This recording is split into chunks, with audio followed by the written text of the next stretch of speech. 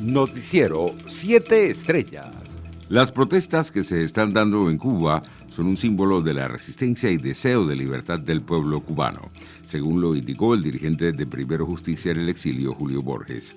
Nuestra solidaridad con la lucha del pueblo cubano es la misma que la del pueblo venezolano, escribió Borges en sus redes sociales. Este domingo 11 de julio, el gobierno confirmó que en las últimas 24 horas se registraron 1.200 casos y 12 fallecidos a causa del COVID-19 en Venezuela.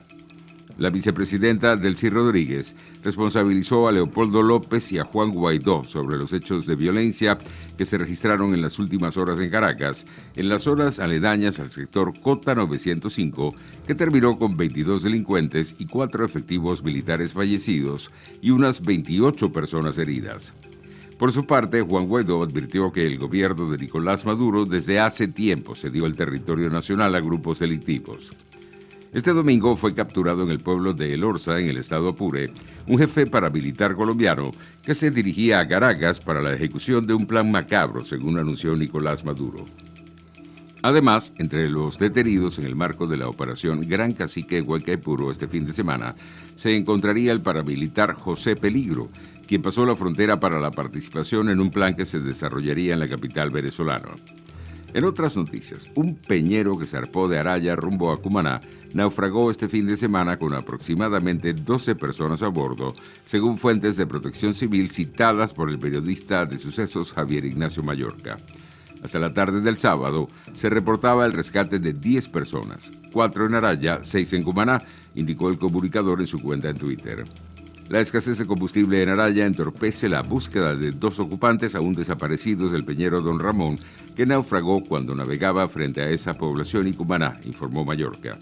Internacionales. El secretario general de la Organización de Estados Americanos, Luis Almagro, aseguró que reconocen el legítimo reclamo de la sociedad cubana por medicinas, alimentos y libertades fundamentales. Condenamos al régimen dictatorial cubano por llamar a civiles a reprimir y a la confrontación contra quienes ejercen sus derechos de protesta, escribió el funcionario en su cuenta en Twitter. Por su parte, la Comisión Interamericana de Derechos Humanos llamó al Estado de Cuba a cumplir con sus obligaciones de derechos humanos, en particular el derecho a la protesta. Además, reiteró su recomendación de apertura democrática de la isla y el deber de compatibilizar la institucionalidad con los estándares de la región. La instancia hemisférica dijo tener conocimiento de las multitudinarias protestas que se desarrollan este 11 de julio en Cuba por la escasez de alimentos y medicinas y la falta de garantías de la libertad de expresión y participación plural sobre asuntos de interés público. Por su parte, el fotógrafo de la agencia de noticias Associated Press, Ramón Espinosa, fue herido por la policía mientras cubría una manifestación contra el presidente cubano Miguel Díaz-Canel en La Habana. La revista Semana de Colombia publicó este fin de semana una fotografía del supuesto cuerpo sin vida de alias Jesús Santrich, minutos después de la emboscada en su contra en Venezuela. Un total de 6.000 niños y adolescentes migrantes venezolanos podrán acceder a un régimen especial que les permitirá tramitar el Documento Nacional de Identidad, DNI, en Argentina. La decisión del gobierno argentino quedó establecida en la resolución firmada por el ministro del Interior, Ubaldo de Pedro, y la directora nacional de Migraciones, Florencia Cariñano, el pasado jueves 8 de julio. Economía. China afirmó el domingo que tomará las medidas necesarias para responder al veto estadounidense a empresas chinas por su supuesto papel en los abusos contra uigures y otras minorías humanas. La decisión, afirmó el Ministerio Chino de Comercio, supone una supresión no razonable de empresas chinas y una grave infracción de las reglas económicas y comerciales internacionales.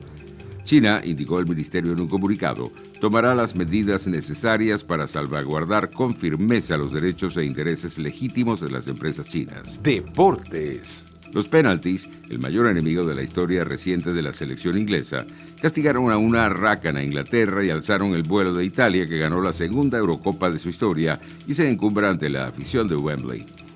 La selección inglesa, desatada desde el gol de Luke Shaw en el minuto 2, fue castigada por los dioses del fútbol en los penaltis, después de que Leonardo Bonucci lograra el empate y mandara el encuentro a la prórroga.